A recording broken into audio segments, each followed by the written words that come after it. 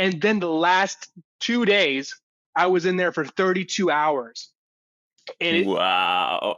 And here's the scary part. My vision was going like this. Like I had these I call them brain fissures. I had to throw them off my headset and I'd do push-ups at like 4 a.m. Just go feel the reality, feel it. Like I have to get back into knowing I'm here.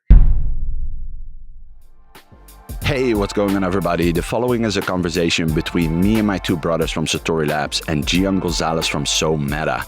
Gian is a brilliant and passionate storyteller that has created the virtual reality animation called NightMara. With NightMara, he took storytelling to a whole new level and he pushed the boundaries of what is possible with virtual reality technology. Because of him, we can see what is actually possible and where the future is headed with virtual reality storytelling. Beside all of this, Gian has worked as a creative director, working with huge names such as Nickelodeon and McDonald's, and he has been an associated producer, interviewing legends such as Quentin Tarantino. So it goes without saying that Gian has so much experience in storytelling that if you are looking to learn about, creating your own characters, building your own universe, breaking out in storytelling, or you're thinking about moving into the virtual reality space and create your own animations or games, well, I believe that the following conversation is going to be very valuable to you. Incredible we always had like a passion for, but even movies were just so special always to us, like renting a movie in a video store, and going to that place and see all of these titles over there and get one, and it was such a special experience that we want. We loved the part of trying to tell our own stories. And first we would just mimic and copy like everything that we saw, and just copy and write scripts that are basically I found a script like recently, a couple of weeks ago. And it was just like, this is just a scene from that movie, it's just like literally the same thing. But it was just so fun that it started that way. The psycho shimmy. Yeah. Also, yeah. It's so funny. That's so funny. Yeah, movies were incredibly important just because, like, my dad was he's a business guy, doesn't really have a artistic bone in his body at all, but he was the #1 real estate agent in my hometown, and he put in the only movie theaters in our town, and in his deal, he said, we get free movies for life. And so there would be lines out the door of these movie theaters, and we'd walk, as a huge family, we'd walk out through the doors for free, and we see all the movies at the movie theater. And then he also put in a couple of the big popular Hollywood videos or the movie rental places, and we got free movies there. So every weekend we were either getting stacks of VHSs, come home and watch movies, or we would go to the movie theater and watch free movies. And so it was every weekend like that. And so that was huge in my family. What? It's incredible. Awesome. Yeah, I can imagine it's like a kid in a candy store, Oh yeah. Yeah, and it'd be the most fun. Like I'd be like, because my dad he loved comedy, like that was his thing. And so, when he would pick up like an old 80s, like Planes, Trains, and Automobiles, or just some movie that I had never heard of as a young kid, and he would bring it home and then show it to us, and we would just be dying laughing. Then we'd go, Dad, what's next? And he would go through we would walk with him, and he would point out something new. And so it was a lot of fun, just kind of getting his knowledge from the past and bring it to me as a little kid, and then absorbing it that way. Yeah. How many did the movies influence like your whole thing with NightMara? It's huge. When I was a kid, my dad secretly showed me Batman, the Tim Burton Batman, with Michael Keaton, and the Terminator with Arnold Schwarzenegger, and the 1978 Superman, and Robin Hood, like all those, like when I was maybe 4 years old, maybe even younger, and I was I was obsessed. I had the toys, and so like dark superhero movies were incredibly important to me, even as a young kid. And I would write scripts and comic books and draw them all, even in first grade. I had no idea what I was doing. I just knew I needed to do something my own. And I had all the toys. And so I've been obsessed with the idea that you can have like a character and a physical figure at the same time. Yeah, it's almost like role playing, right? Yeah, you can play with the figures and try to create your own scenes. Yeah, and that's what we would do. And it kind of evolved to claymation, like, right around like the Tim Burton or the Nightmare Before Christmas movie. I realized, oh my gosh, you can take a figure and then move it to then create life. And so we ended up using clay to create our own characters. I would make my own characters, and I would start with like the bones, so the skeleton would be all white clay, and then I would wrap it with red clay to make the blood, and then I would wrap that with the skin. And so when you'd cut it in half, you'd see the guts and the bone. And so I was like, oh my God, this is like maybe I was like 6 or 7 doing this stuff with my brothers. And so it was just, I had no idea what I was doing. I didn't even know that was a job. I just thought these were like the movies and stuff like that. I didn't even know there's film directors or writers. I didn't know any of that. I just thought they were just there. And so I'm just like, I didn't even expect that until later on when I was maybe in, maybe it was like so late. It was maybe like 4th grade where I was like, oh my God, there's like Steven Spielberg. That's the guy who's making these movies. It's not just it's not just happening for me. I didn't understand it, and I was like, now I got to do that. I got to do that. It reminds me a lot of you guys, actually. It's so funny. I think you guys have done something with these clay dolls in the past as well, right? Yeah, it's really recognizable. We did it with Turtles action figures and stuff like that, like the stop motion. Helicopters need to spin like the propellers. We're like, okay, one move, out, put it on. Yeah, next one. Yeah, it's so time consuming, but as a kid, you loved it. It was so amazing to make these kind of thing. So that's very funny. Yeah, this obsession with the creation of like figures actually came into Nightmara because I taught myself how to make my own action figures. And so saw them on Instagram. They're glow in the dark, right? Yeah, exactly. And so, when I was a kid, I loved the action figures that had a little bit more than just being a figure, right? So if they glue in the dark, that was cool. If they could make sparks in their chest, that was cool. If they could, like the Ninja Turtles, if they could flip within themselves and make the little shell, that was cool. Yeah. So I loved anything that brought the toys to a new level. And so I needed to do that with Nightmara. I was like, I need her to glow in the dark at night because then you can put her next to your bed and she's going to protect you when she's glowing, That's so cool. Yeah. It's really brilliant. Yeah. And so I've been learning how to do the chemistry, and I was in my bathroom making all this stuff. This isn't some like cool factory. This is in my little tiny bathroom, and I have like a loud compressor that all my neighbors are like, what the hell is going on in there? And but wait a minute, you made those, you made it from scratch. You really modeled it. 3D print, right? So let me show you this real quick.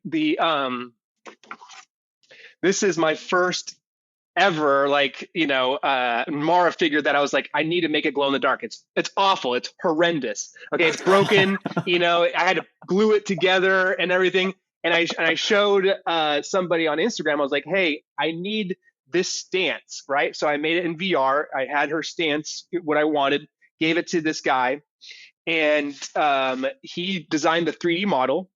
And then I didn't know how to print it, but my roommate from USC Film School, he works at the biggest 3D printing company in the world. They 3D print supercars. And so he was obsessed. He was like, can we try printing this?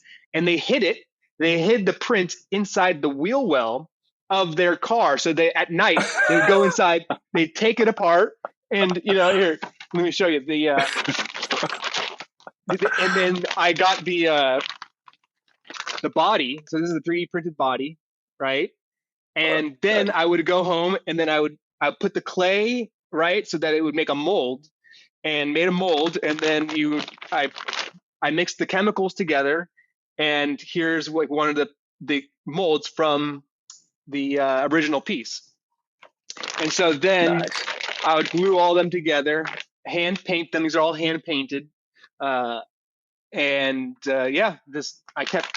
I just kept learning, and I messed up so many times, and I cut my fingers I'd be bleeding, and it was. But that's part of the process, right? It's all worth it in the end. Yeah, I didn't even know what I was doing. I feel like if you if you know how much work is involved beforehand, you would almost get too scared. I had no idea. Yeah. Yeah. You know. But that's the fun part of it. Yeah. I think it's so beautiful. Like as a kid, like there's no limitations, right? And you're just trying stuff, and you're just being busy, just having fun with the stuff that you're creating, and it's so fun that, like, especially back then, like I can't imagine kids that are now growing up because there's so much technology. Back then there was nothing, so it was just like, you know, sticking things together. And now, yeah, I don't know. Like I feel like the kid in you has now grown up and now has the technology, you know, and still keeps going. So it's really awesome, right? Like it's so cool to see that.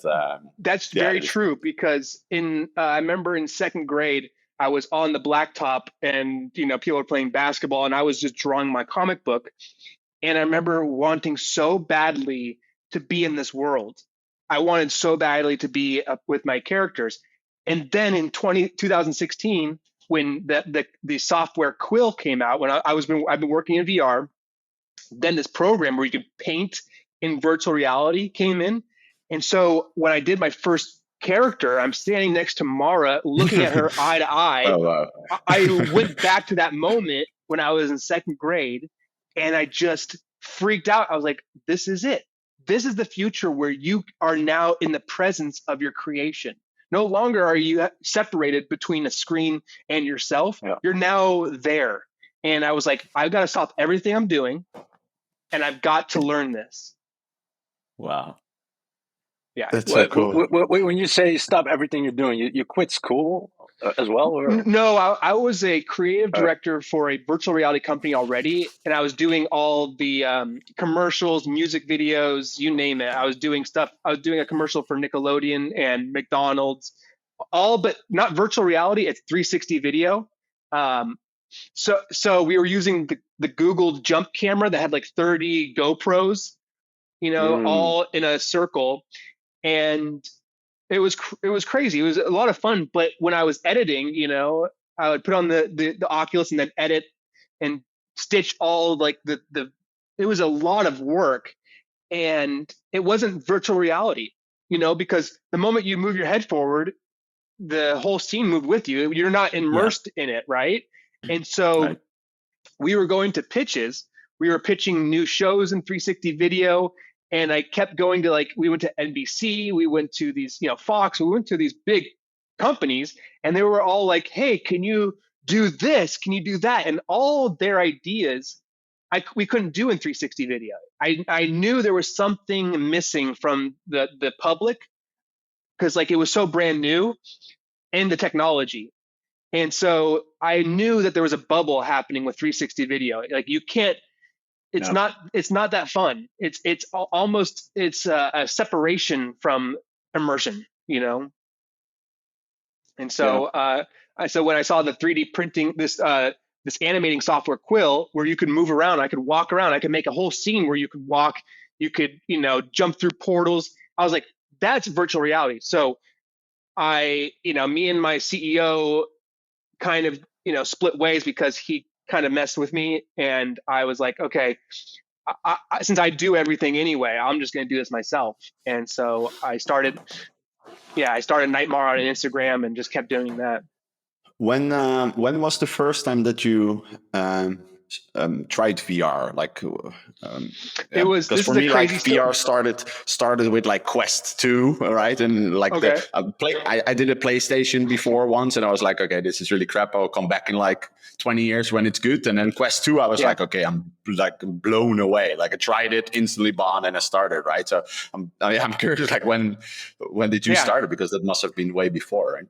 Yeah, it's a really crazy story how I got into VR. So I told you how my dad is kind of the businessman gift of gab. He loves networking. He loves making deals, right? Mm-hmm. He was on a plane and he met this girl, and they just like were talking nonstop, and they missed their flight.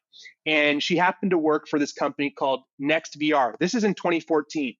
Next VR had a deal with the NBA to shoot their 360 video footage of a game on the sidelines, so that you put a headset on and you're right there watching the game, right? My dad lands from the plane. He calls me instantly because I was working in TV development at the time. He calls me, he goes, Gian, I met this girl. She works for this company, NextVR. You've got to call her right now. And I was like, all right. So I give this girl a call, Helen Situ. And I was like, I would love to see what you guys are doing. So this is 2014. She flew, or she was down in Laguna Beach. That was their headquarters. And at the time, it was only using the Samsung Galaxy phone connected into a headset, or it was the Google Cardboard. So it was a piece of cardboard that you slid your phone into. And so I go to this company, I put on their headset, they show me like an NBA game, and I'm like, oh, fuck, this is the future. This is the future. Like, no longer, it's like I kind of got the memory of when I was a kid and I'd watch those old black and white movies from my mom and dad time. And even as a kid, I was like, that's too old for me. Even as a kid, I knew it. And so when I saw this, I'm like, this is where we're going. And they showed me like a Formula One race. We're in the pit crew where the car literally goes, whoosh, and you're like, what the fuck? And they're, doing all the tires and all this stuff, and it zooms away. And I take it off and I'm like, I got to get in here. I got to do this somehow, right?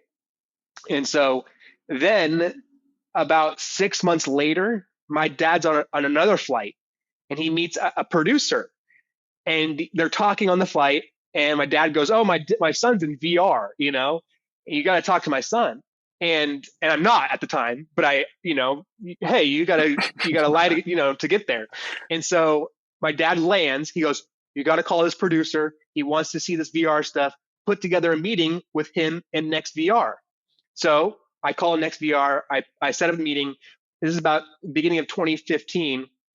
The producer comes down, and I'm in this meeting. I'm schmoozing everybody. I'm going, this is the future. You got to get in this thing, blah, blah, blah.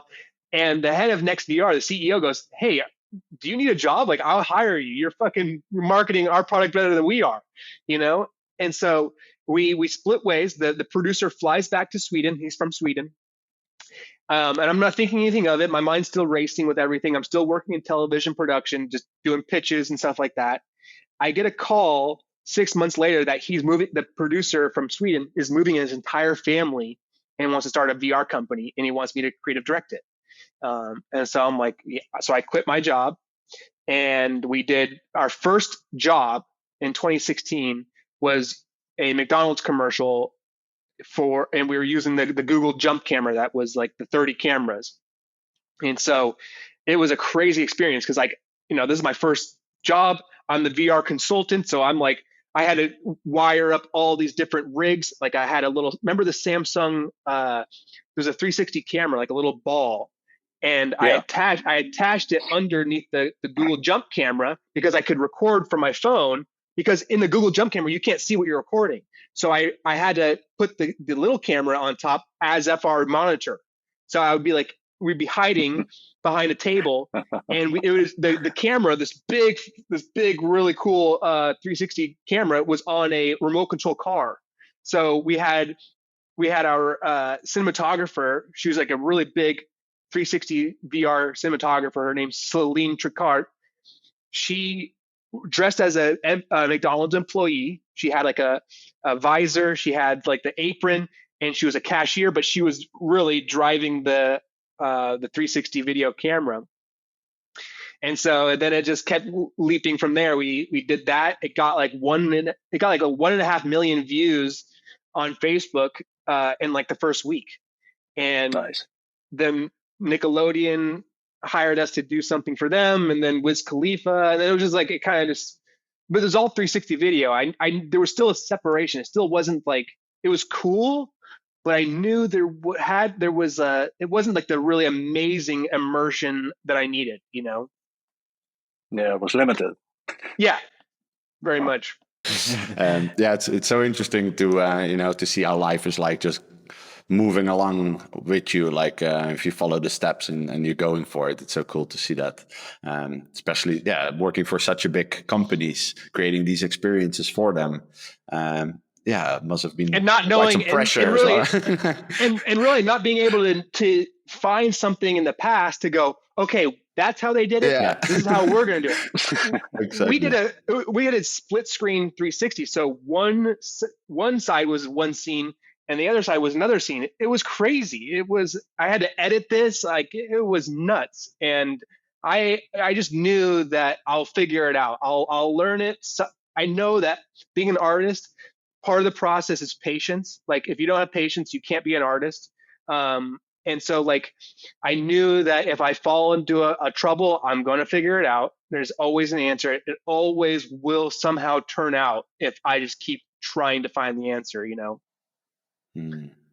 Yeah. You left that all behind? Like, did you step out of that fully? Yeah. And I move just towards started, like I just NightMara started directly, or what happened?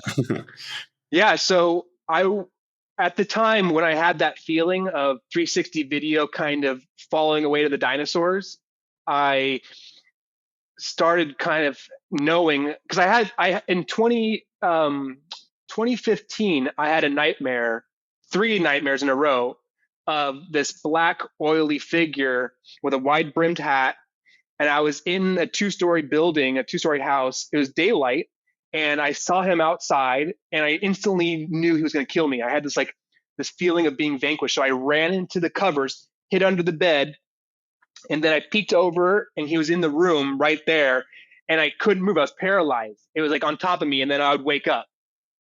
And it happened the next night. And so after 2 nights, I'm like, oh my gosh, I can't move. This thing is, it was honestly terrifying. I don't know how to explain the feeling, but it was almost like when you're about to jump off a cliff, like into the water, you still have that idea of like, I could die. And it's like, I had that feeling. And so I was like, I don't care if I have a brain aneurysm or if I'll go mentally ill, I'm going to scream this thing away. Because for some reason, I knew in my dreams that if I just screamed it away, it would go away, but I couldn't. So I said, if it happens one more time, I don't care what I can do to like get him away. I'm going to scream as loud as I can. Sure enough, that 3rd night, I have that same nightmare, and I feel from the toes, this white light come up to me, and I go, and I just scream, and all this white light comes out of my mouth, and it destroys this monster, and I wake up like, Yeah, no. It was like the cliche movie of waking up from a nightmare, right? And I'm sweating, and I look around and I go, whoa. And my mind's always about superheroes. I was like, what if someone was trying to help me? And then I was like, wait a minute. What if somebody, has a power like this? What if people are going through nightmares helping people?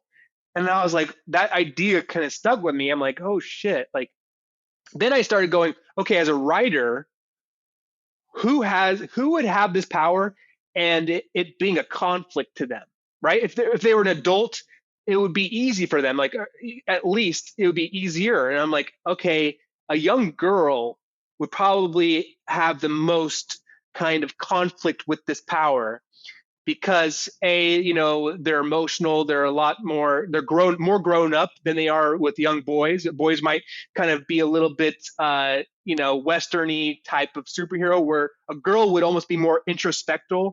They would be more emotional, they would try to connect with more people. So I'm like, that's more interesting. So then, and I was still doing VR 360 video at this time, but I'm still warming this idea in my mind. I still haven't drawn anything yet. I'm still thinking about this, going, okay, then, what's her name? And I started researching nightmares and stuff like that. And I realized there's an old Nordic myth called Mara and an old Chinese myth, Mara.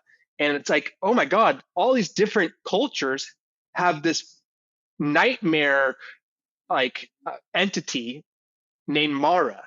And I'm like, okay, it's got to be Nightmara. Like that, as soon as I said it, it was like saying Batman to me. It was like, yeah, that's it. That's it. Yeah, it clicks. Yeah. Did you knew that you wanted to create a VR experience out of this already, or it was just a story that you were interested in? I actually fought against it. Because my CEO loved the idea. He's like, I love that. In Sweden, we have the Mara. And so he was like, he's like, we should make this in VR. I'm like, no, I want to make this in traditional 2D. I had this whole plan that I'm going to sell as a TV show. It's going to be on American television. It's going to be that traditional way. And I really fought against it, and because at that time I had still been doing the VR stuff a little bit in Quill. This is like 2016. It's like right when I first started doing it. So I was testing the waters, but I was still a bad artist in virtual reality. I was still terrible. I was a much better artist in 2D. And so I was drawing, I started drawing the character of Mara and just going, who is this person? And because I wanted to make a whole pitch deck, a whole Bible to then go and sell it, right? And I even hired an animator from my old college to help me make these episodes on Instagram, because I was like, okay, no one's going to buy my television show because I have no animation experience. And I got to prove to people that I can do this. And so I took like $10,000 that I've been saving up, and I hired an animator to make 13 little 30-second animations on Instagram. And it did really well.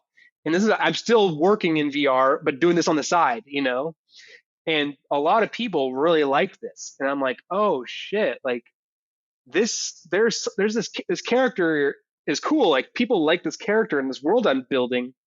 What made you make the decision? Sorry, what made you make the decision to throw it on Instagram first? Like, why not other? Or did you try different steps?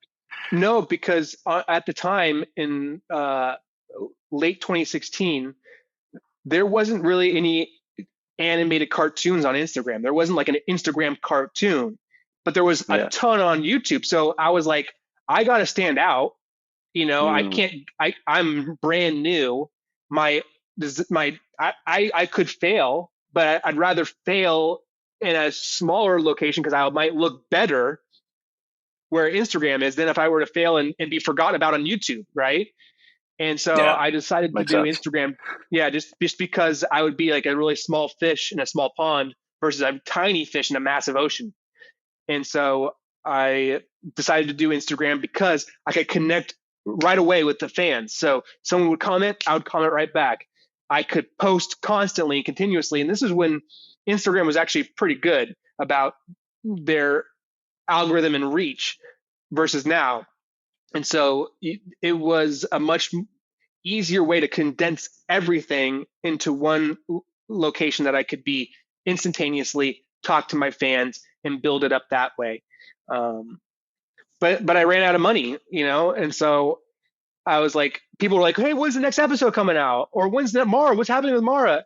And I'm like, oh gosh, I got to teach myself animation. And so I had been learning with Quill, and Quill right around that time, like almost exactly the time that I needed to learn animation, had come out with animation on their software.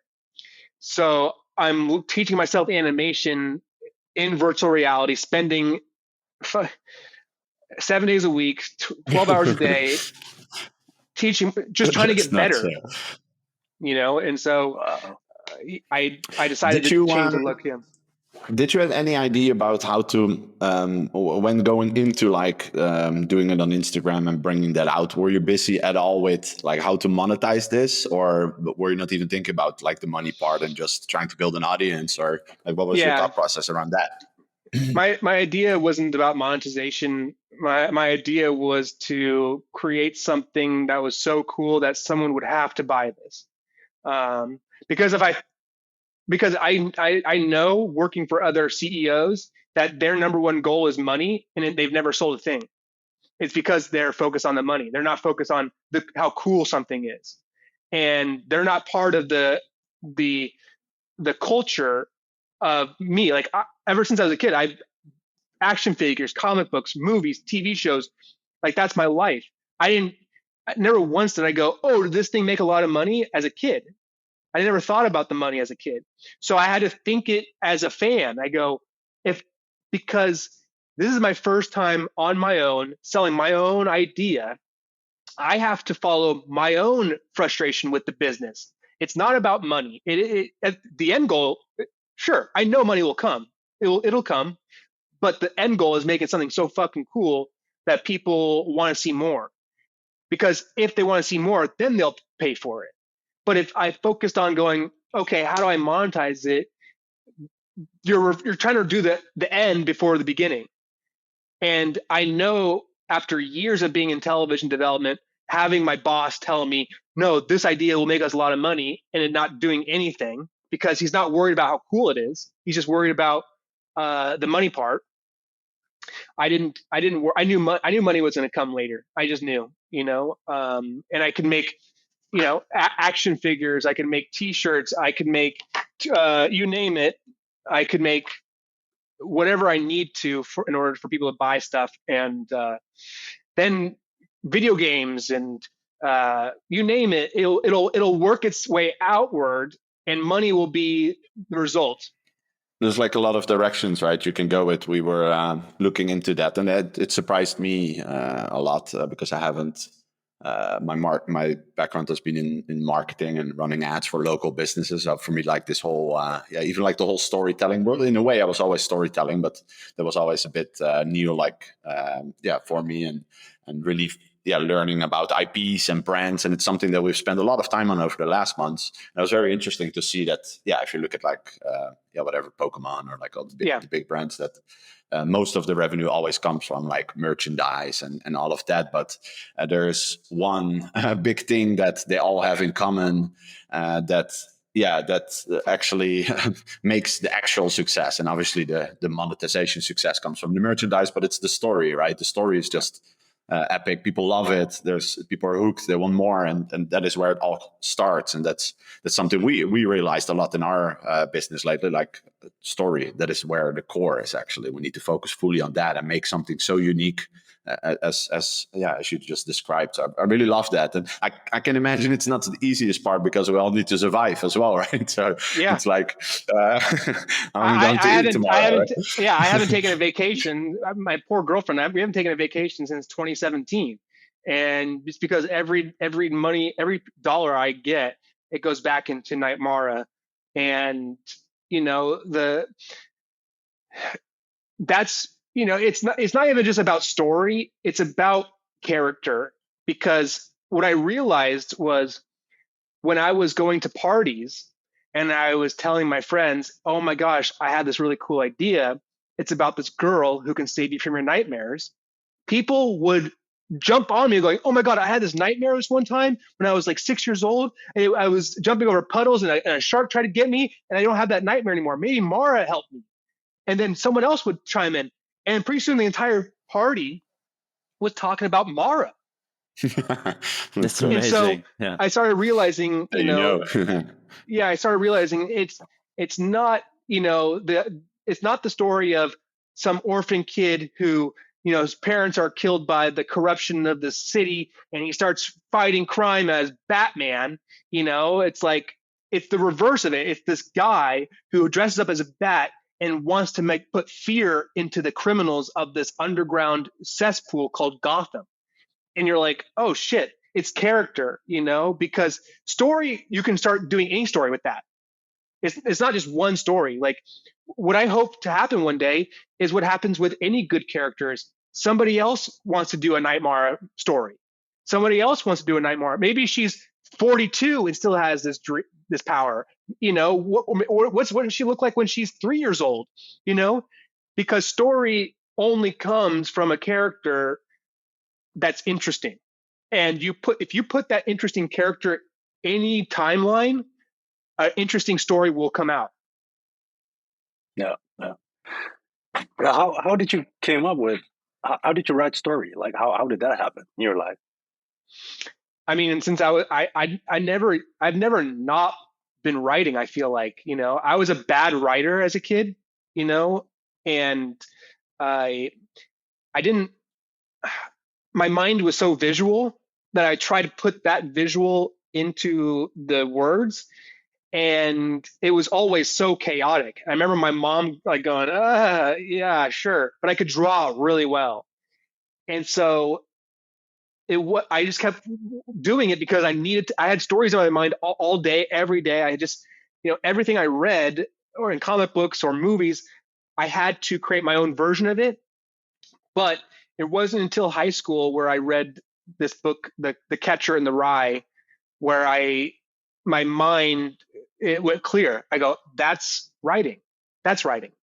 And it really had to do with just putting an interesting character in a fucked up world, and what happens when this character was such an interior conflict with themselves and the outside world. That's interesting. That's when story comes out. Is it interesting because it's relatable, you think? Because you can relate to a character? Yeah, totally. Because in the book, The Catcher in the Rye, there was something going on with this character. He doesn't tell you. He says the first line he basically says, something really bad happened to me last summer, but I'm not really willing to tell you right now. And I'm like, okay. And then he starts talking about how he's frustrated with teachers. He's frustrated with his parents. He's frustrated with his friends. He's frustrated with everybody's a phony. So I'm like, okay, as a high schooler, I'm going, yeah, my teachers are phonies. My parents are phonies. Everybody around me, I feel like are phony. They're not telling me what I need to know. They're telling me what I want to hear. And they're all kind of living in this lie. And I felt that.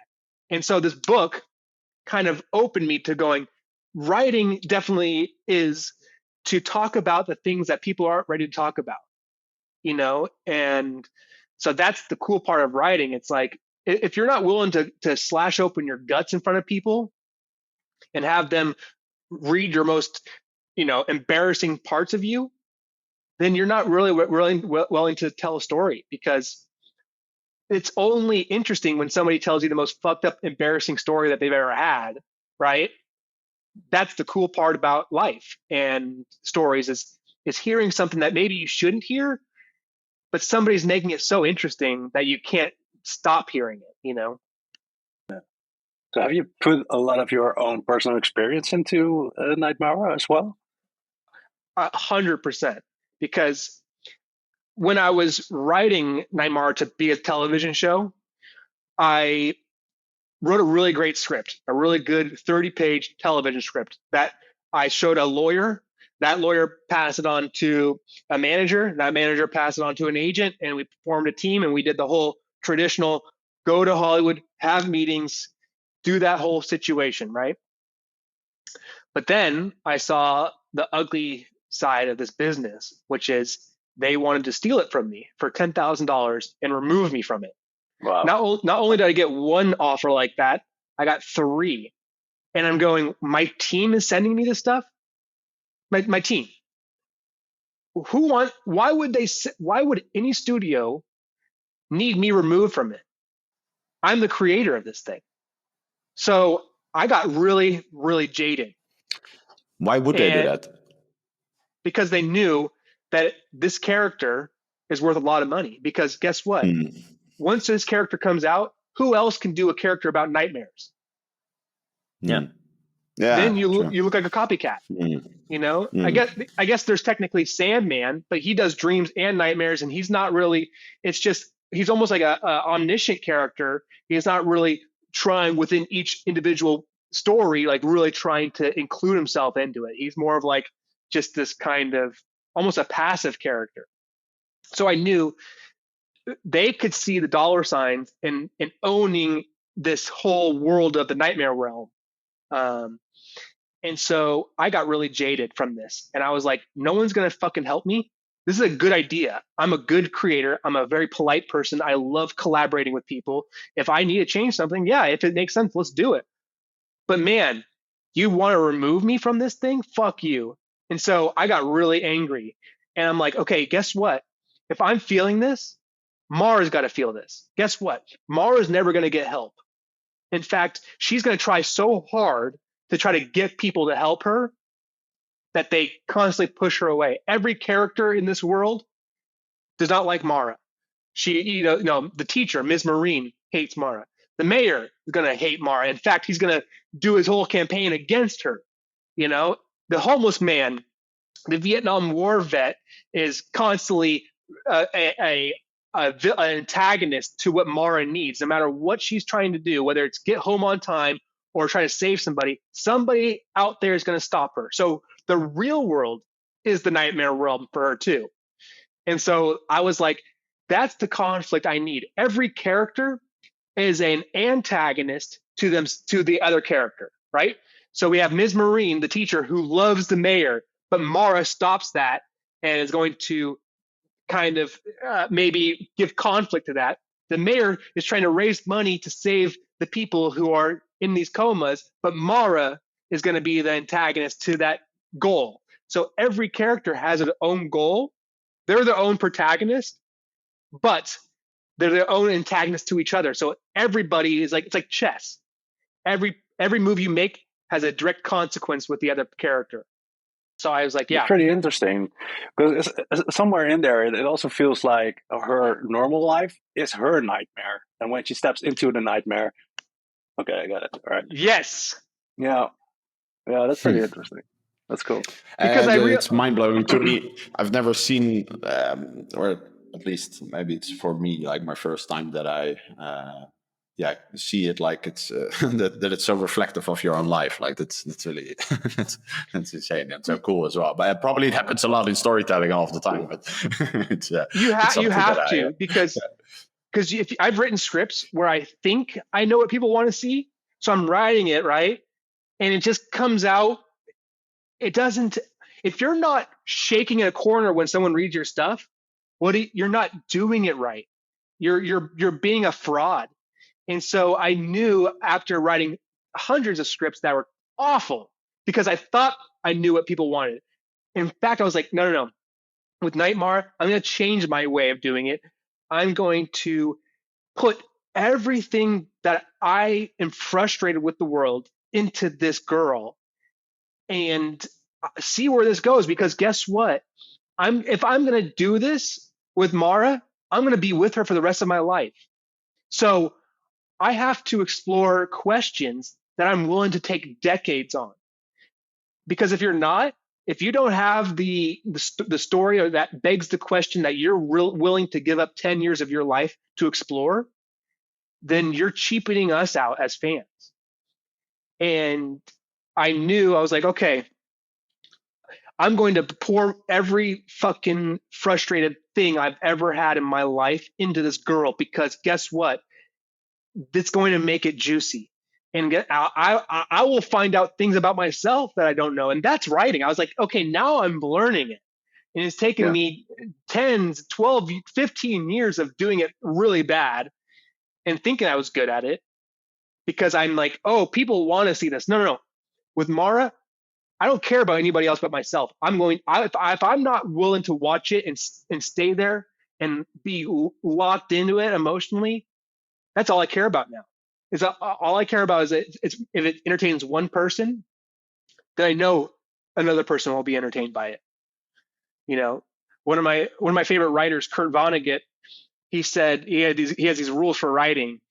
He's a writer for Cat's Cradle, Sirens of Titan, like he's some of the best sci-fi books of all time. He said this is a great quote. He goes, when writing is like this, if you want to make love to one person, but as soon as you try to make love to the entire world, you'll give them all pneumonia. And I was like, that's brilliant.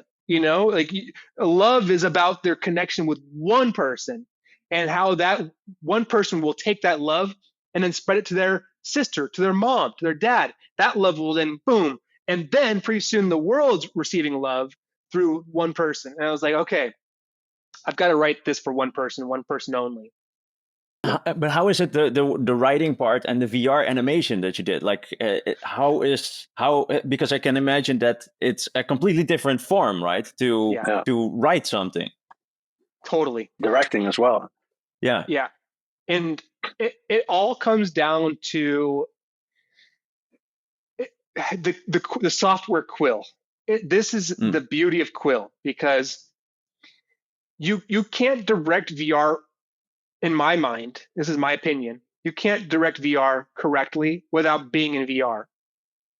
Because I've done stuff. Yeah, not like the traditional way, like the storyboards and Yes, stuff like that. Animate. Yeah. correct. But it took me a long time doing 360 video commercials to understand directing the eye and going, okay, if I have movement go this way, the next cut, the movement's got to start there and then bring us back. So I realized that I'm doing ballet with the eyes. And so then within virtual reality, you're also dealing in 2D, you're dealing with X and Y, right? Yeah. That's really all you have. Yeah, the camera does move, but within the frame, you only have the X coordinate and the Y coordinate.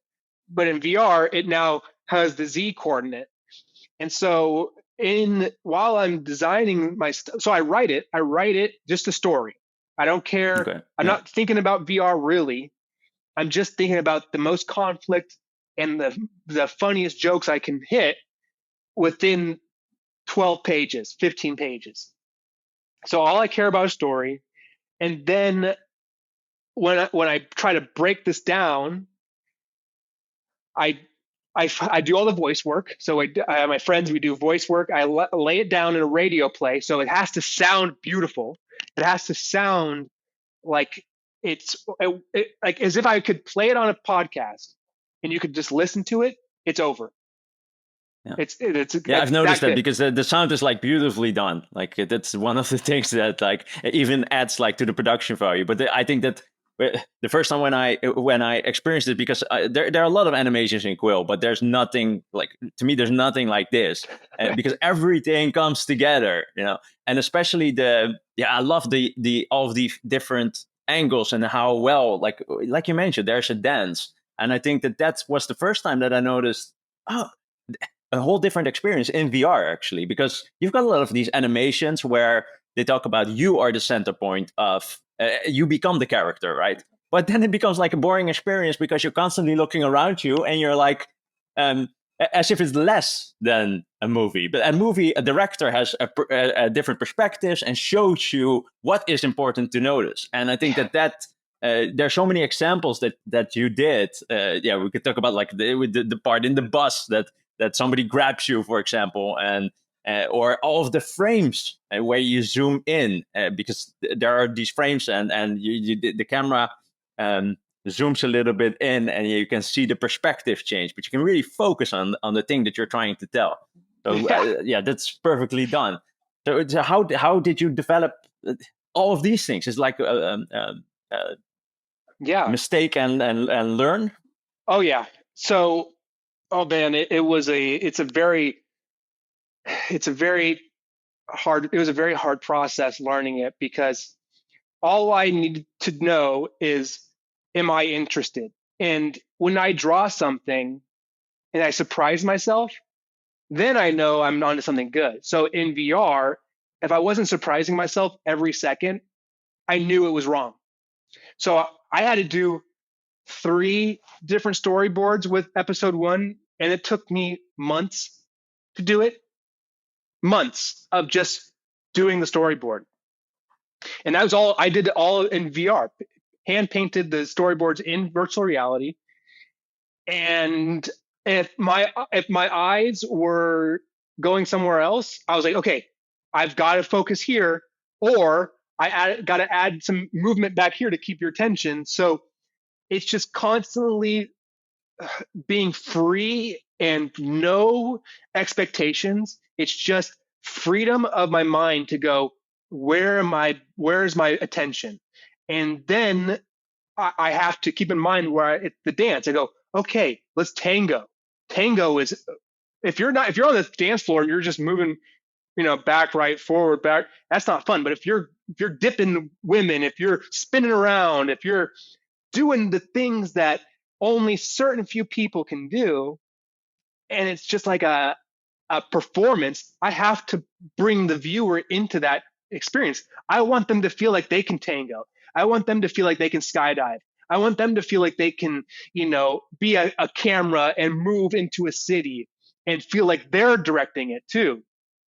So it took me a long time, and I failed so many times. And it was with the help of my producers at Facebook, Ryan Genji and Goro Fujita, who are both really talented animators and artists. And they would go, "Hey," and they would never tell me the answer. They would just go, "Hey, I'm feeling a little lost here." Boom, perfect. Okay, thank you. I needed to know that. So then I would go there and I'd rework it. And it had to feel, when like Steven Spielberg can put the camera in one location and the actors are moving around and you're not bored. He can do a whole scene with no cuts and you're not bored because the actors will move here and tell a secret and then move into the far back and tell. So your eye is going from here to here to here to here. So I'm like, okay, in VR, we got to do that. And so I failed a lot and I kept going. With episode 1, I got to set the bar kind of low because I know I'm going to learn a lot. So I'm going to learn a lot from episode 1 that I'm going to heighten in episode 2. And I want to make sure that each episode feels like it's getting better and better and better because I only know so much before I do something. And so I learned like 1,000 things from episode 1 because guess what? I'd go to my friend, I'd put on the headset, and I would record them. Everybody who's seen Nightmara that I've shown, I've recorded. And so I get to see what they're doing. I get to see their headset. I get to see where they laugh. I get to see what they are experiencing in real time. It's like when you're editing a scene and you show your friend, you're like, "Hey, check out what I'm editing." And they watch it and you're like, inside you're going, "Oh God, that cut's horrible. Oh God. Oh Jesus." It's not until you show somebody where you get to feel all the wrongness about it. A question: I haven't seen the Instagram animation. Are these the same, like story-wise? Are these the same as in the VR? So, no. So if you just go down on my Instagram, it's going to take a little bit, but if you go down far Okay. down, there's 13 episodes, and you can see them there, and you can see how bad it was, because it's bad. It's bad, but there's some cool parts to it, and so once you get to this point where so each one has a little episode. Right now everything's lining up, so you can go down there, and if you go down to the very bottom, there is episode 1, and you can play that. And for some reason Instagram cropped it now with the new reels and shit, but it'll work for you.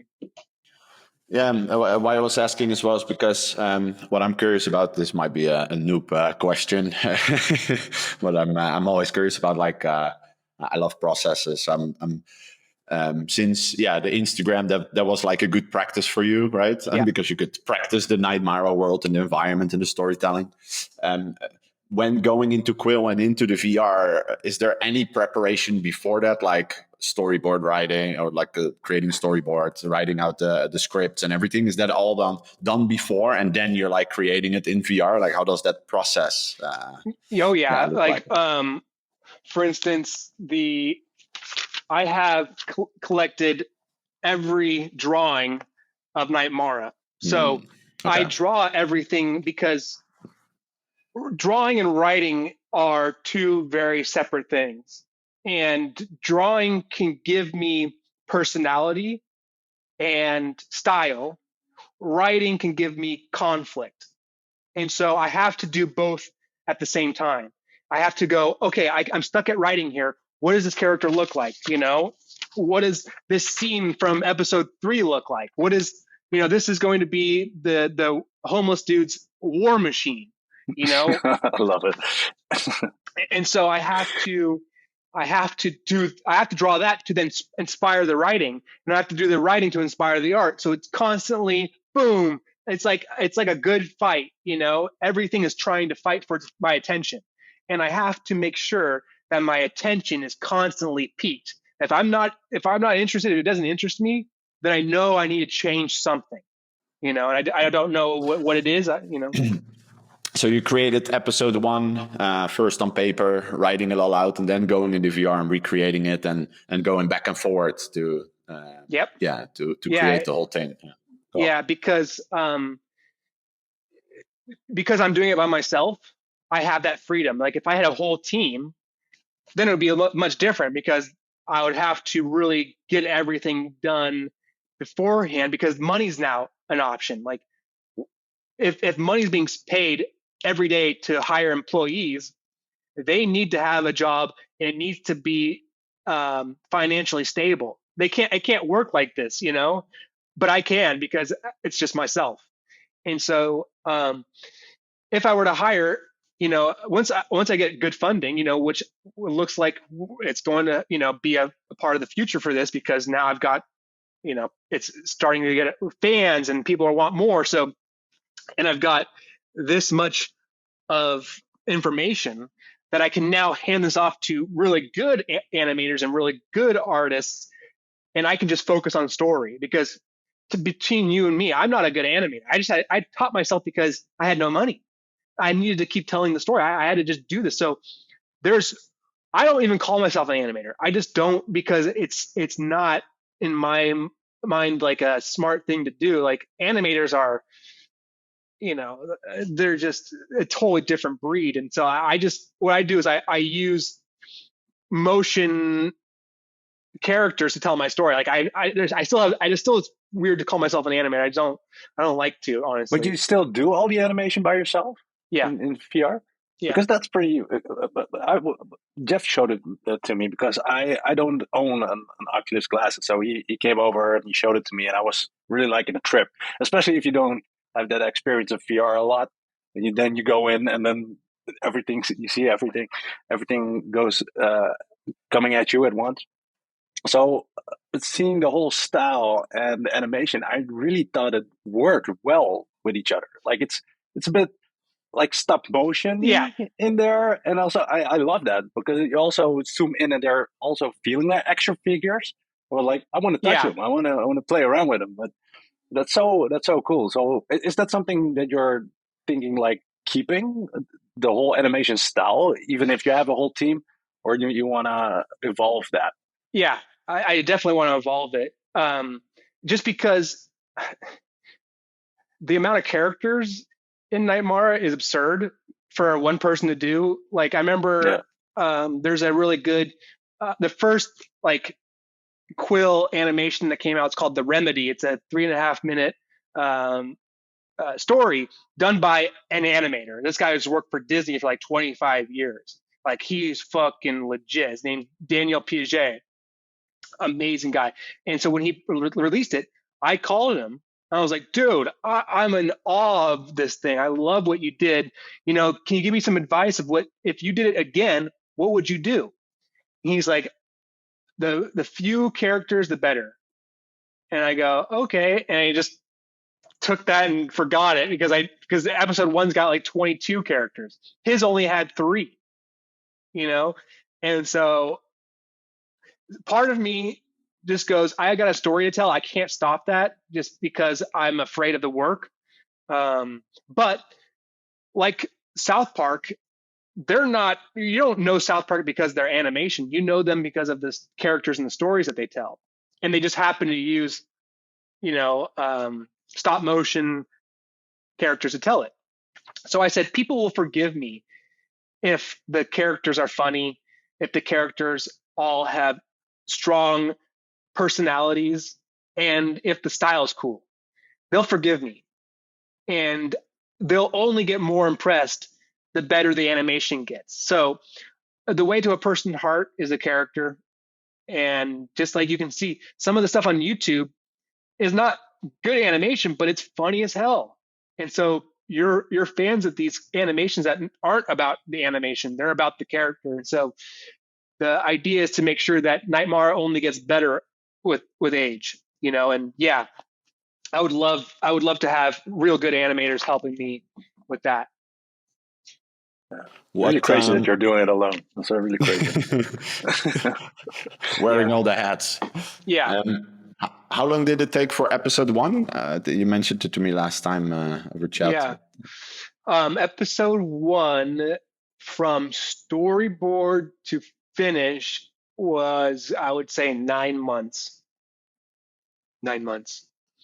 Yeah, how much of the time were you in VR actually for the first episode? Because you have to spend the entire thing in VR, right? Which is like mind blowing, actually, if you think about it. Yeah, like your so head would maybe explode after a day. 8 months. 8 months. I was in VR, Wow. and I'm not joking. I was in VR more times than I was in reality. And here's the scary part. That's crazy. Here's the scary part. That's insane. I had a due date to finish episode 1, and it was crunch time. And so I spent about, it was really scary, the last week, where I'm just like, when you're working as an artist, it kind of slowly, you kind of come in, and then you're like, okay, I gotta start working faster. Okay, oh my God, it's due. And so you start just like rushing, right? And so in the last week, I was in VR maybe 20 hours a day, and I would go to sleep at 4 a.m., wake up at 8, go into my office, put it on, and do the same process. And then the last 2 days, I was in there for 32 hours. Wow. And here's the scary part. My vision was going like this. Like I had these I call them brain fissures, where my body, who I'm feeling, and I'm seeing, I had to throw off my headset, and I do push-ups at like 4 in the morning. Just go feel the reality, feel it. Like I have to get back into knowing I'm here. Wow. And then it was a very scary. Like I hate saying this, but only a very few people can do that. And I want to attribute this, and this may sound bad, but when I was, in high school and in college, I took mushrooms, and I was doing mushroom trips. And I had some bad mushroom trips in my mind, where I had to rework and fucking overcome my fears in my mind to then realize everything's fine, right? But it's a long process to rewire your mind when your mind's telling you bad thoughts. So if it wasn't for those experiences, I don't think I would have had the brain power to really fucking muscle through those really scary times, honestly. Wow. Yeah, That's it's heavy, crazy, man. but also because it's like unknown territory, right? Yeah. Because it's unknown. Like nobody spent those amounts of hours inside of VR, so you have no idea what's going to happen, what your what anybody's capable of. Because you have these YouTube videos of I spent 24 or 48 hours in VR, but it's like you're like, there's nothing, I spent weeks. I live there, months. That's insane. It probably should be in the Guinness Book of Records, man. I don't know. I should get him on the phone call for sure. Have you documented any of it, like on video or? Yeah, I have. I recorded pretty much most of episode 1 of my all my processes. I've got hundreds of videos from screen recording of what I'm doing, like building a set, animating a character, designing a character. So I record pretty much every day. I just don't have I don't have my phone recording me doing it, right? Because my phone would explode with that much data. So I do sometimes record myself doing it, but it's kind of boring just seeing somebody with a headset just doing this. But I've got hundreds of videos of me designing the sets, the characters, animating the scenes. No, awesome. Yeah, I think that's amazing. How many VR glasses did you burn through, or is it? Oh man, I've had every single VR headset of Oculus since it first came out. So I've got the old Rift. I've got, you should see my chair. I designed it so that my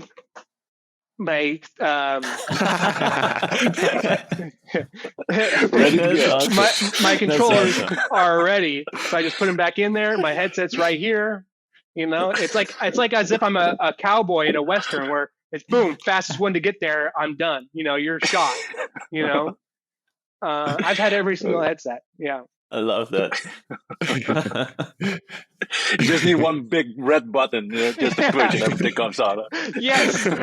Yes. I would love that. Now, my next thing is I want a chair to like be able to be like this, That would be awesome. Because that's another thing. Here's one thing.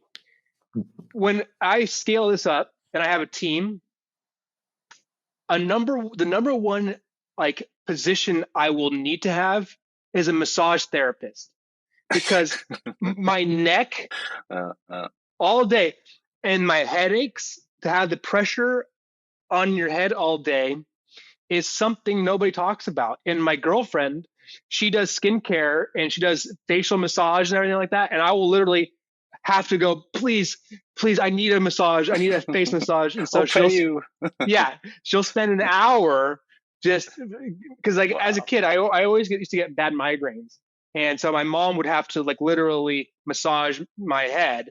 And so now that responsibility is onto my girlfriend. But the massage therapist is a must for an animator, because our entire body is just in one location for months. Wow. I'm curious though, do you already have the ending of Nightmara in your head? I have the ending of season 1. So all I know is that I've got a huge entire saga. Like I've got 100 episodes planned. I don't know how it's going to end. Like just for instance, Batman is on issue 350. Spawn is on issue 360. Spider-Man's on issue 400. So there really won't be a quote unquote end, because she's going to grow up. She's going to be a different age, and all I know is how there has to be serious conflicts that will be taken away from her. So I know certain story points that I'm already setting up for you guys that are really cool, that are part of my own life, so what's going to happen with Mayor Doesgood? He's going to want to use his power over the teacher who loves him to expel Mara. So there's going to be really cool parts that I know are milestones I have to hit, but I don't know how it's going to end. I don't. Yeah. And also, like, when I was like doing television work, I worked on a show with Robert Rodriguez, who's the director of El Mariachi, From Dusk Till Dawn, Sin City, and he was interviewing famous directors. So I was an associate producer, being on all these sets, listening to him interview Quentin Tarantino, him interviewing Michael Mann, him interviewing Francis Ford Coppola, like all the gods. I was there. And I remember Tarantino saying, I don't know, I write my scripts up to about the midway point of like what I should know. And then from that moment, if the characters aren't telling my story for me, then I know I've got to do something in the beginning. And so that's what I've been doing with Mara. It's like, I need to make sure every character has so much personality and so much at stake that they will tell the story for me.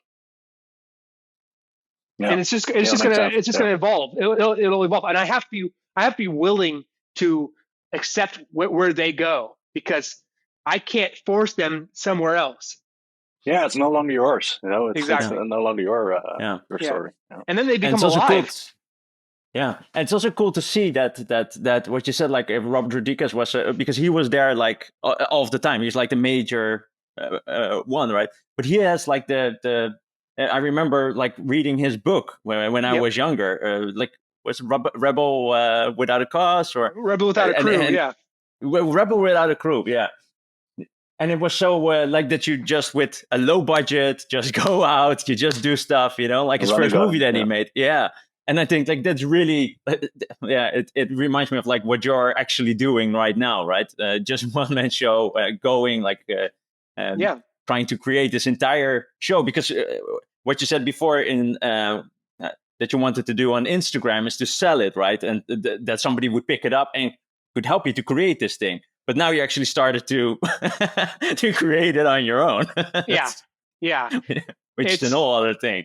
Yeah, which a show, it takes an army of people to do. And now I know every position. And so I never respected bosses or superiors who didn't ever have my position and try to tell me what to do. And so now I can talk the language of any position on the team. And I think that's more respectable in an artist's mind than somebody who just happens to be hired for that manager spot or the supervisor spot or the boss spot and telling you. Because as an artist, I know the arrangement of words to criticize something that will be encouraging versus discouraging. And encouragement changes more people's actions than discouragement. And so it's been the hardest journey I've ever had to do in anything. And I really almost don't wish this on anybody because it removes you from life. It does. I've sacrificed a lot. And my girlfriend's been with me the whole time. My mom's been with me the whole time. My family has been with me. They've trusted me. But I've lost, people who wanted to help me. They've fallen away. Production companies wanted to help me. They've fallen away. Agents who wanted to help me, they've fallen away. Managers, they've fallen away. Studios, they've fallen away. But it's been my family who's been, you fucking keep going, dude. Don't fucking stop. And it would only be that way, I think, if I showed people that I can do it, than it would be if I'm just talking about, oh, I could do this, right? It's like, if I'm a father and I'm telling my son or my daughter going, you can do anything you want, and I've never done anything, it's like, who are they going to are they really going to respect your word? And you've done it. Like to me, like when I first saw the second episode, the part where there was this moment to me that she runs out of the school and the bus leaves, right? And you had this panning out moment when it pans out and the title's there. It just gave like these goosebumps all over me. That was like, I paused it, and then when I paused it, that's the moment when you realize that you're in VR, right? You pause it and you just you can walk around. Yeah, but it's just because it's so new. It's such a new experience because it's so, like, of course we've seen games and all of these things that you can walk around, but it's so different when you're absorbed in a story, because that's, I think, not really, actually I haven't experienced it that much in the VR world, that are engaging stories, characters that you like, and that there's an entire world out there and you can actually walk around. And when I saw like the billboard and all of these small little details that you had there, it felt to me like a real, as if it's like a Netflix production, and that you also could see like, no, but why wouldn't everything be like this, And right. In the future, like these short episodes, to me was like so groundbreaking, like as if like, this is the future. You've done this, And I think that, especially to hear that this was like a one person job, crazy nights, and that you had so many sacrifices to get there. And I was like, like somewhere you can feel it, inside of these moments. I think that's the most important part. Is as some of my favorite books or comic books or some of my favorite shows, some of my favorite cartoons, you feel that there's a style and a voice unlike something else. So, I'm sure some of your favorite cartoons are so different from each other. It's not like you only watch one type of animation. Yeah. It's like you've got a whole different, I'm sure you could pick up 4 different cartoons that you love, and if you put them next to each other, they're just totally different from each other, right?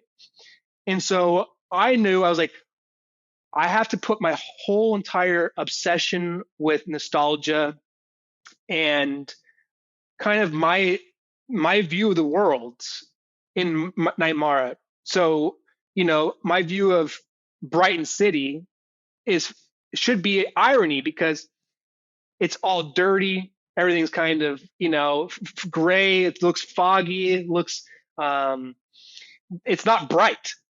And so I needed that juxtaposition, because my life in Los Angeles, people are like, oh, you live in Los Angeles, oh, it's Hollywood. It's fucking gross. There's homeless people everywhere. There's people running around with guns and shit. There's graffiti everywhere. No one respects the environment. And so I was like, okay, I haven't really seen that in a cartoony way. I've seen it within like cyberpunk. I've seen it within movies for sure. But for some reason, cartoons haven't really had that, And so I was like, okay, I'm going to kind of lean into that a little bit. And I really love the idea, like Gotham City means Gotham, it's dark, right? But I love how Brighton City is like a lie. It's like, welcome to Brighton City, but it's like just dumpy. There's trash and there's graffiti everywhere. And I just knew I had to include, because like the bus is a huge part of that, because every day I'm hearing buses outside my window going, it just happens to fall into this, and I have to take my life and put it in there, because your life, Jeff, is different than JJ's life, is different than Kevin's life. It's all different, and you all have your own unique perspective on what the world is doing to you, that you can then take that, because nobody else can do the same thing as you can, because your mind is different than everybody else's, how you perceive the world. And if you don't use that, you're neglecting your superpower. My superpower is, this is how I view the world. This is how I view character. And I have to share it with you guys. I shared with you last time that I enjoyed the second episode more, and you responded as well. Like, I've learned a lot from the first one, right? And obviously, speed-wise, you're quicker now. I guess because it's an assumption because of the program that you understand it better, and you just, I assume after a lot of hours you get quicker. But what are like big takeaways? You also said like the third one is you felt like it's going to be even better. Why? Like, what is it that you have learned? Like, what are these? Yeah. So episode 1 was, I knew I needed to ground you in the world. So I couldn't do the crazy acrobatic of real camera movement and real animation, because I feel like that almost it has to come before this, which is being grounded in the world, kind of sitting around, just being able to absorb the world I've made for you, right? But it came at a hindrance, because the scenes are a little bit longer, and I started noticing that people, as modern age viewers are, we need quicker cuts. We need more things happening. Boom, boom, boom. So with episode 1, it was already planned to kind of be a little bit more of a stepping stone. So I can, like a bridge, right? Yeah. Exactly. It doesn't scare off too many people, like, oh my God, whoa, throw off the headset. It needs to be a little bit more introspective, and you looking around going, oh, that's funny. Oh, that's funny. Oh, there's this happening. Okay.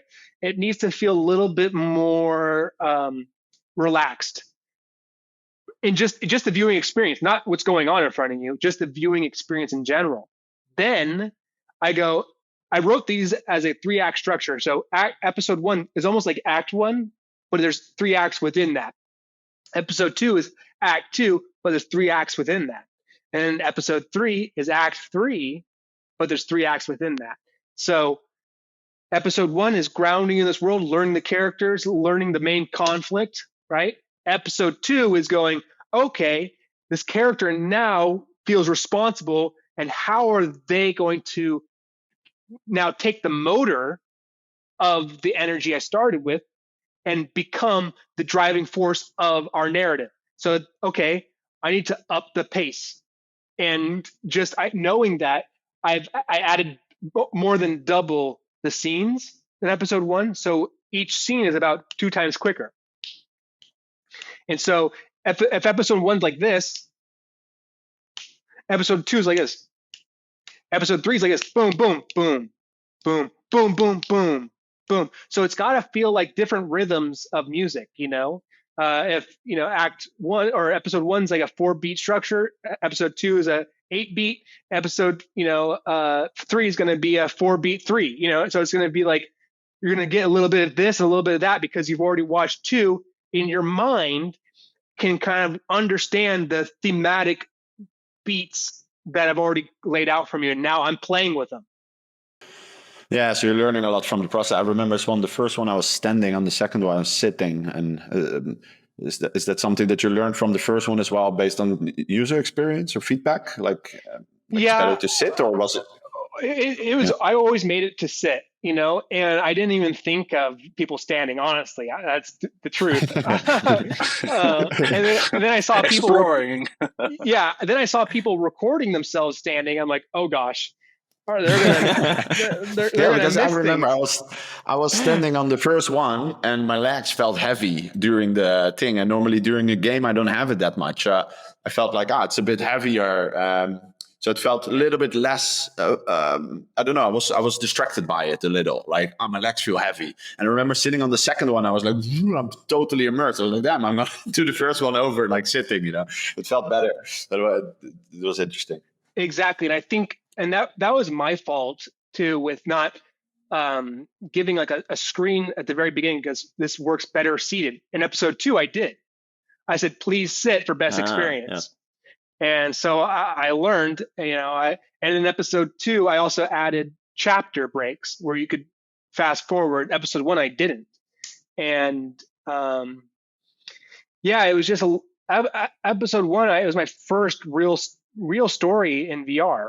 In real immersion and real directing in VR, because,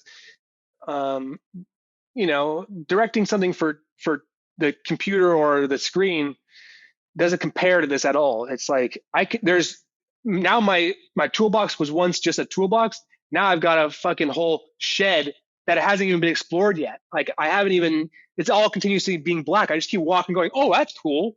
So with episode 3, I got to do every episode can't have the same transition as the one before it.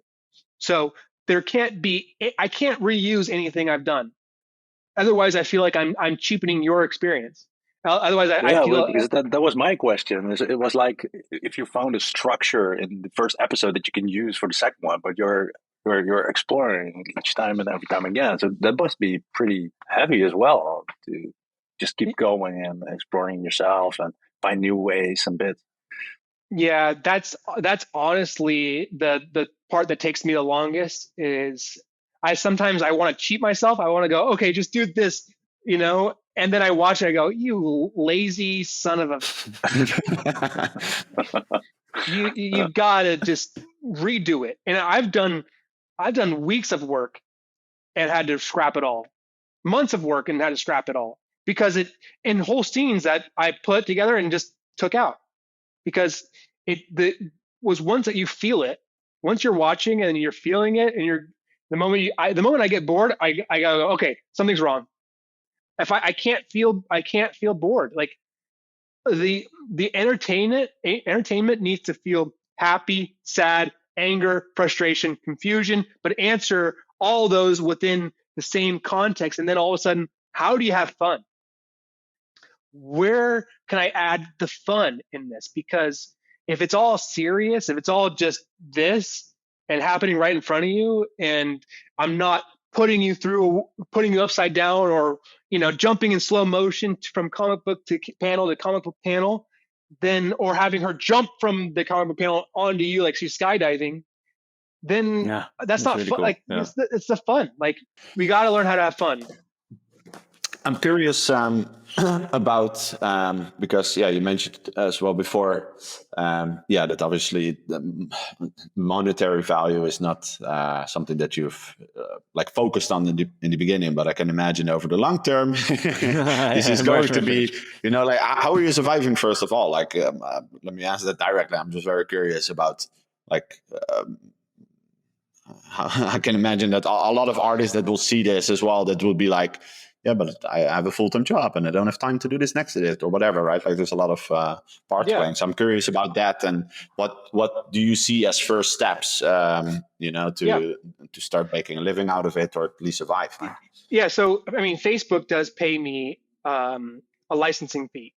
So we've set up a contract to do 3 episodes, and I've got milestones. So I turn the storyboard, I get money. I turn in the first act, I get money. So I get money through them that way. But then I take through the quest, right? Like because of quest, yeah, like because of that side. Yeah, okay. yeah. But I still do work, animation work for friends and companies. Like I did a gig for Amazon that I did all in virtual reality for them, but they were just showing it for 2D. And I they needed they told me they needed 4 minutes of animation in 2 months. And I was like, yeah, for sure. Turned out they needed 8, and I was still able to do it because because the program I can do, it's even faster in 2D for 2D stuff. So right now I'm working on a new show that I'm getting ready to pitch, and I'm working on the characters right now in VR, but it's all for 2D. It's not going to be a VR thing, but since I know the program so fast and storyboarding it all in VR, animating it all in VR, it's one location. Um, it's incredibly fast. So I do a lot of animation gigs now. I'm helping. Yeah, so it's just if somebody needs help with animation, they reach out to me. They go, "Hey, I love your stuff. What do you charge?" And I tell them, and then they go, "Oh my God, that's too expensive." I go, "Yeah, okay." Or sometimes I'm learning this, but I love art so much that I'm willing to sacrifice myself most of the time to just do it, because I feel like people see art and they just don't appreciate the time it takes. And so I honestly, I'll be bad. And my girlfriend's told me, and my people have told me, friends have go, dude, you're worth more, dude. Like you got to charge more. And it's just like, sometimes you just want to do it because you love it, and Yeah, it's also but for the experience, right? It's like you learn so much from each and every project as well. It's like you grow from it. So that's the other side. Like if you don't do it for money, then you do it for growth or something. yeah, I mean, if I had 3 gigs a year, like the Amazon gig, I'm set. Like once you get a big studio, like who goes, oh, we need this, you're good to go. But like, that was one time this year, and now I've had to do like a different show where I'm helping people pitch their own shows, and I do the animation for it. So that I'm attached to that project, and then it looks like this project could be going somewhere with a studio. So then I'll get that stuff, and so you need to have like 7 different arrows in different animals and see which one's going to fall first so you can eat them. Because as an animator, as an entrepreneur, whatever you go out and kill, you're eating. And sometimes you go out there in the wilderness and you can't find an animal to kill and you're starving yourself. It's just the nature of it, and if you're not willing to live like that, you're not willing to die for your project. And people feel it. People know instinctually that this creator will sacrifice himself for this. And I honestly truly believe if you're not willing to sacrifice 10 years of your life for something a story you're trying to tell, I don't think that it's worth telling. Because even if you do a movie, it's going to take you 2 years to pitch it around, to hopefully get funding, and then another year of production or development, another year of shooting and figuring out location stuff, another year of editing, and then another year of marketing. It's just like even a movie or an independent movie will take you 5-6 years of your life, the moment you have the idea to the moment where you show it and market it.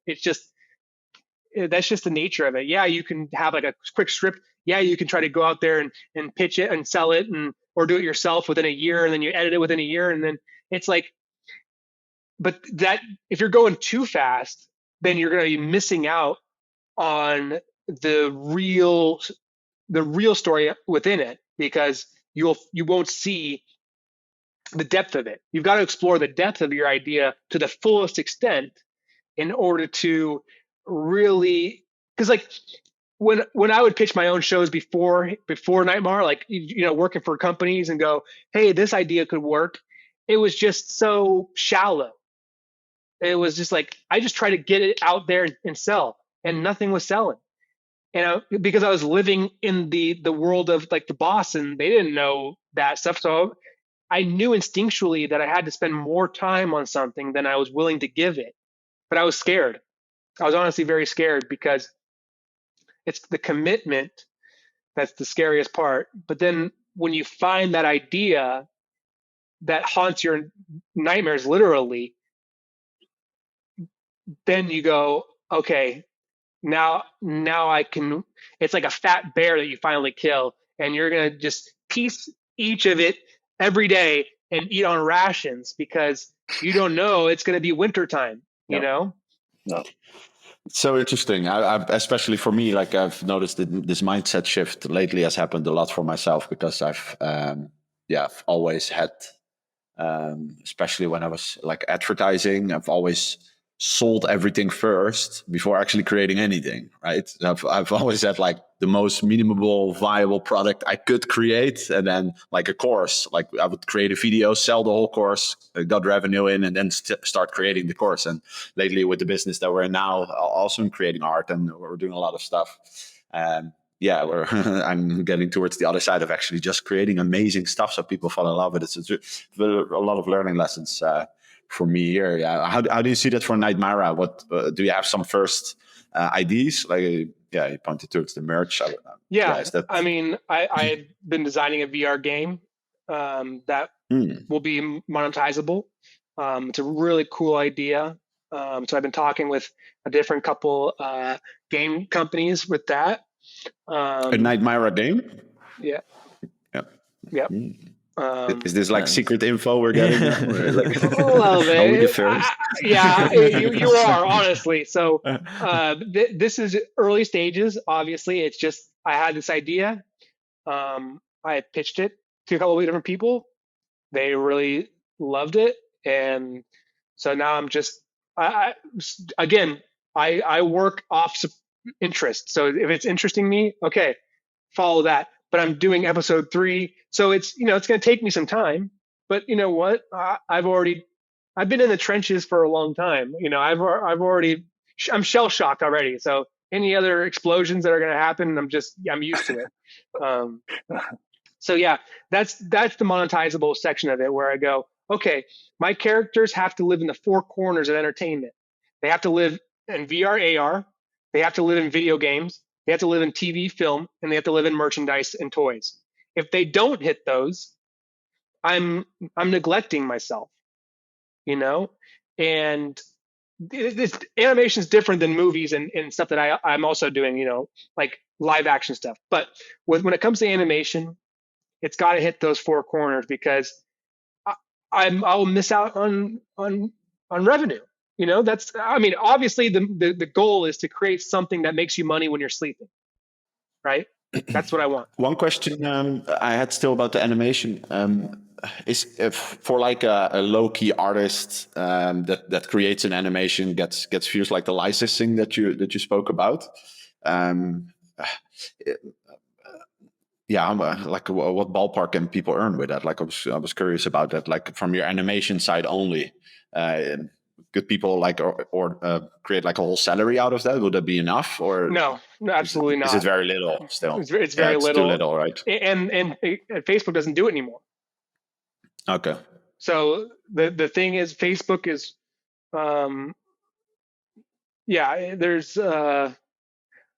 I'm contractually unable to say that. So I apologize. Yeah, I got to stop myself because I was even talking to Facebook and they were like, hey, you're contractually not able to talk about that. So no worries. I was just curious, like, because we spoke a lot about which direction to go in the VR and looking at animation, looking at gaming, and as well where would we like to contribute, and maybe do all of it as well. But, here's the thing, like, what are you guys trying to do?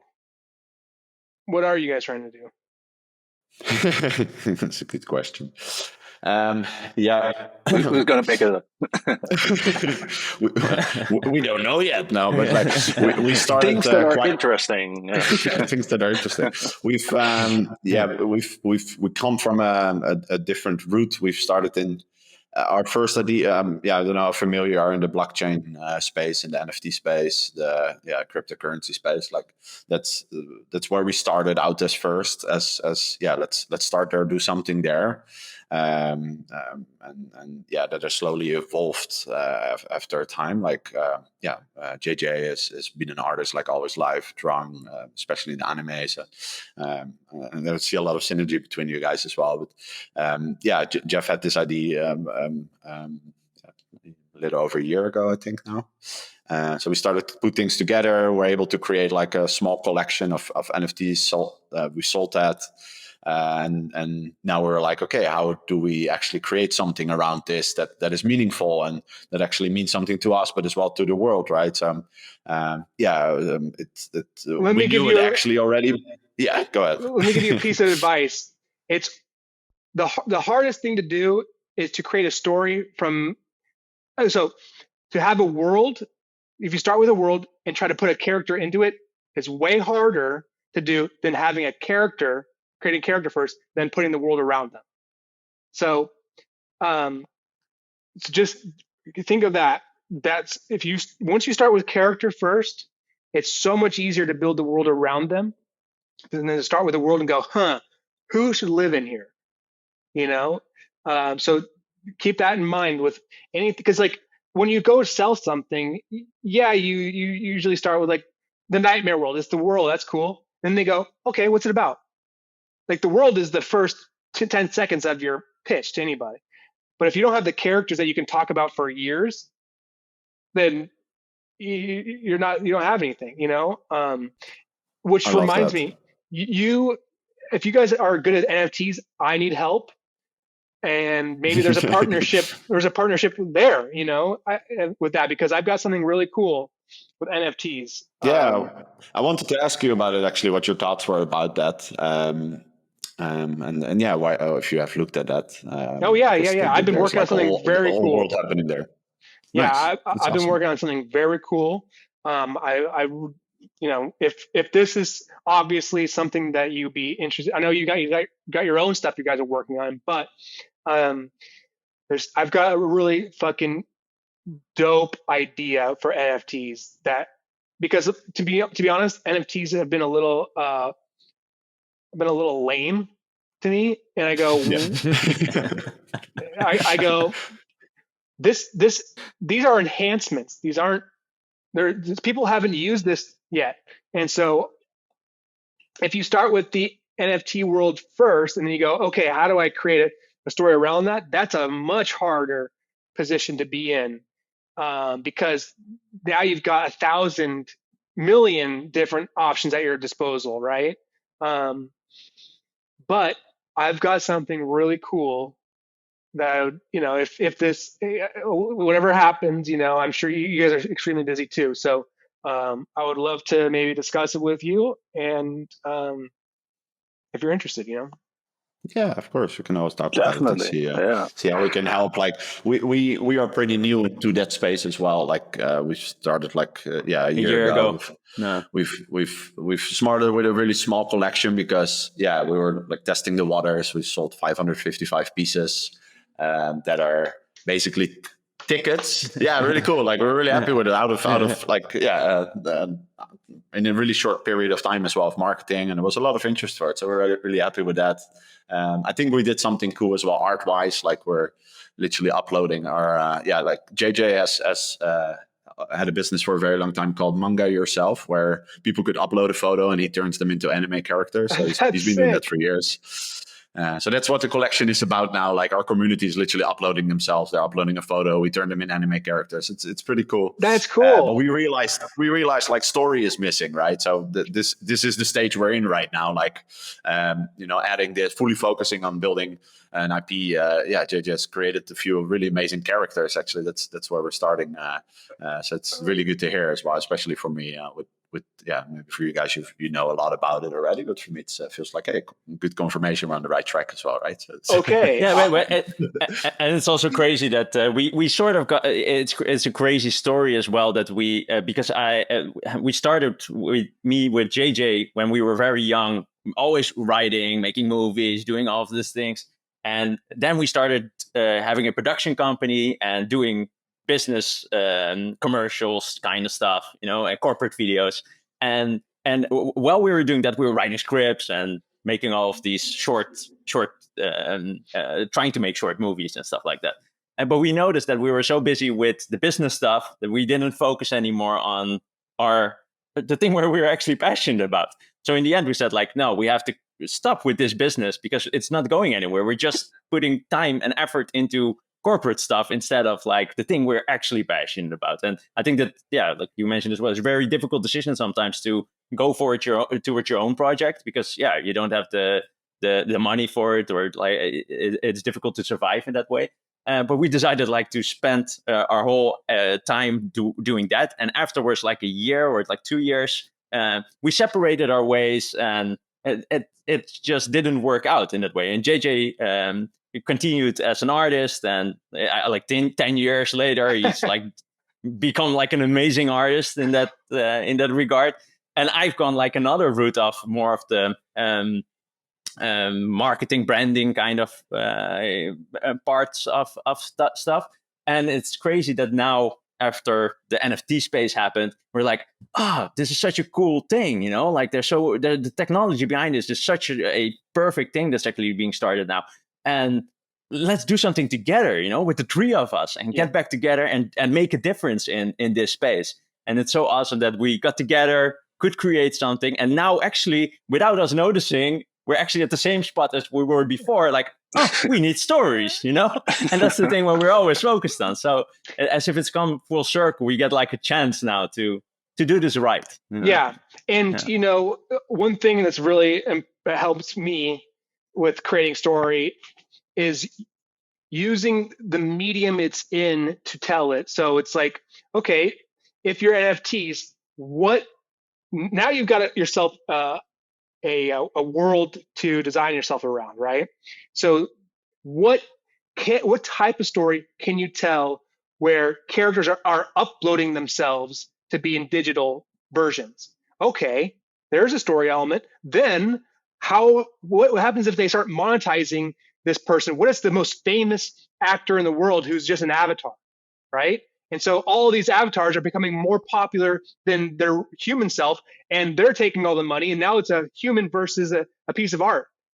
That's NFTs in general. So then you can start using the medium that you're creating in to tell your story, because if you try to go off in a random world, then you can almost separate them two, and it becomes kind of like almost like it feels dead. It doesn't feel alive, Yeah. So really focus on kind of the world that you've already started in, and now it narrows your approach to the stories you can talk about.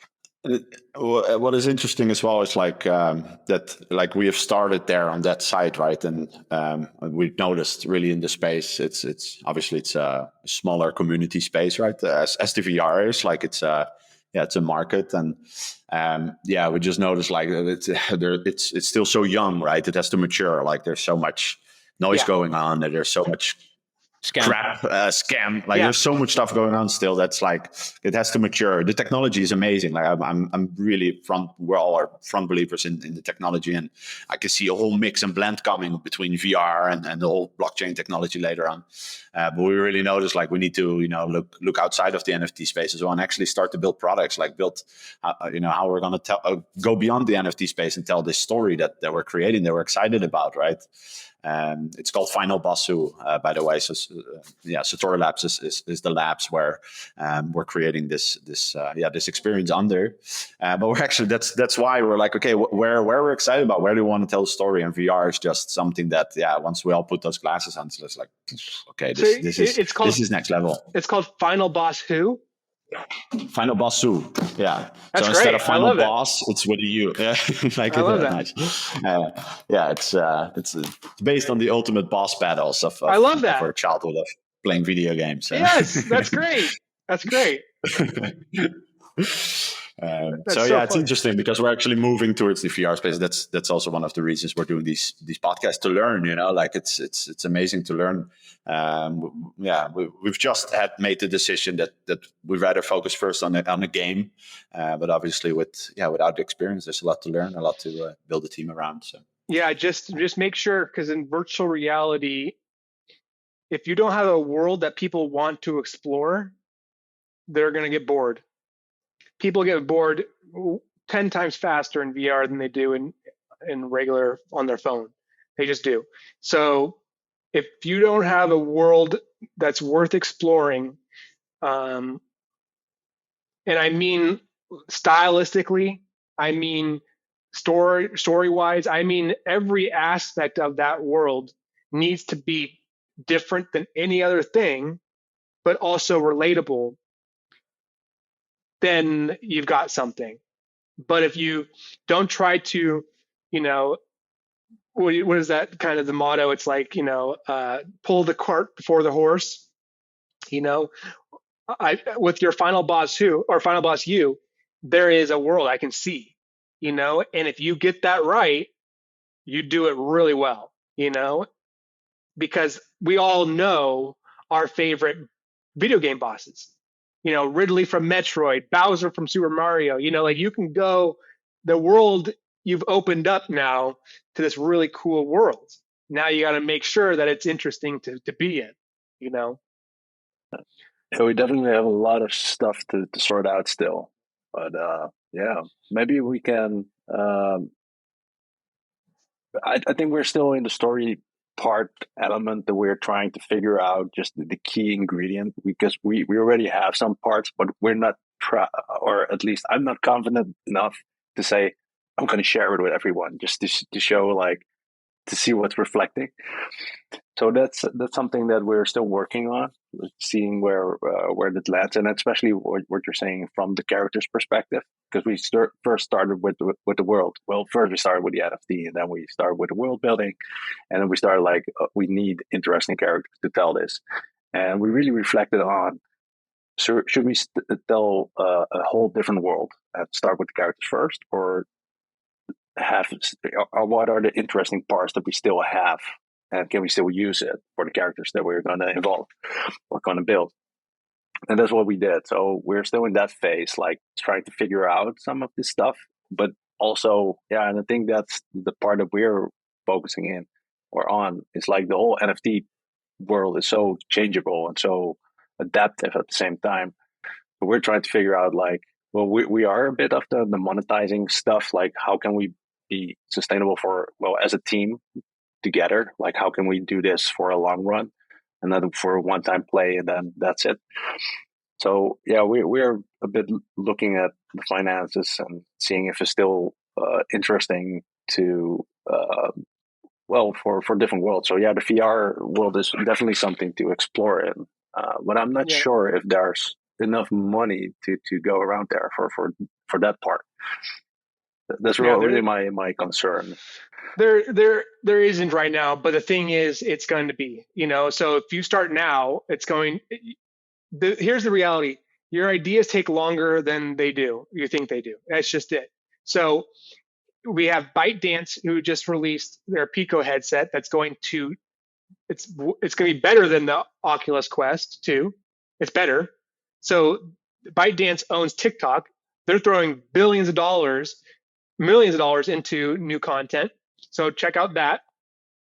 Then Apple is going to be releasing their headset next year. So if you start developing it now, you'll already be ready for the pitch next year in the springtime. And so I say, this is what I do with any idea I have, is I go to my friends and I give them a one sentence pitch and just see what they say. And if they're not telling me the story, then I know I need work. And do that first, because that doesn't take any of your time really to design characters, to design the world. All you're doing is just coming up with a cool way of telling it, going, I've got this really cool idea about this young girl who can save people from their nightmares. Her name's Mara, and it's called NightMara. People go, oh, it's so simple, yeah. Like it's so simple explained, like, and that's so powerful. So if you go, we have this hideous monster gorilla, like Godzilla like creature who doesn't see himself as a boss in a video game, but he's constantly trying to fight all these scary bosses in every other realm. And it's called Final Boss U. It's like this own character who does not believe himself to be the actual boss. He doesn't believe himself to be a villain, or I don't know. I'm just coming up with something on the spot. And if you hear people go, "Oh, that's kind of cool.